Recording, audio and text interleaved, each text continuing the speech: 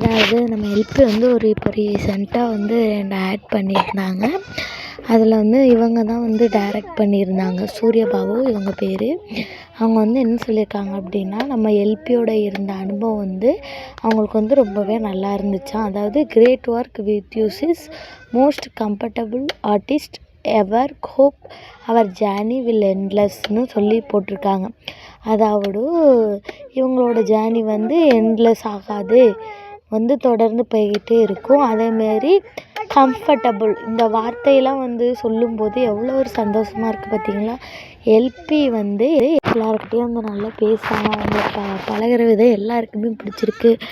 யாருமே வந்து எல்பியை பிடிக்கல அப்படின்னு வந்து சொல்லி இது வரைக்கும் நான் அது வந்து அதிகமாக கேள்விப்பட்டதே இல்லை. அவங்களுக்குமே பாய்ஸ் வந்து விரும்பலாம், ஆனால் பொண்ணுங்களே அவங்கள விரும்புகிறாங்க. ஏன்னா அந்தளவுக்கு அவங்க ஜென்யூனாக இருக்கிறாங்க. கேரக்டர் வைஸும் அவங்க வந்து கரெக்டாக தான் இருக்கிறாங்க. ஆனால் இந்த இது வந்து போட்டோடனே எனக்கு வந்து ரொம்பவே பிடிச்சிருந்துச்சு.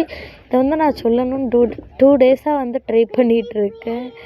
ஏதோ ஒரு காரணங்களால், சில பல காரணங்களால் என்னால் வீடியோஸ் போட முடியலை சரியாக. இப்போ வந்து பார்த்ததுனால தான் உங்களுக்கு உடனே வந்து நான் சொல்லணும்னு சொல்லிட்டு சொல்கிறேன். எல்லாருக்கும் நம்ம எல்பியை பிடிச்சிருக்கு. சின்ன பிள்ளைங்க முதற்கொண்டு நம்ம எல்பியை பிடிச்சிருந்து வந்து லைக் பண்ணுறாங்க.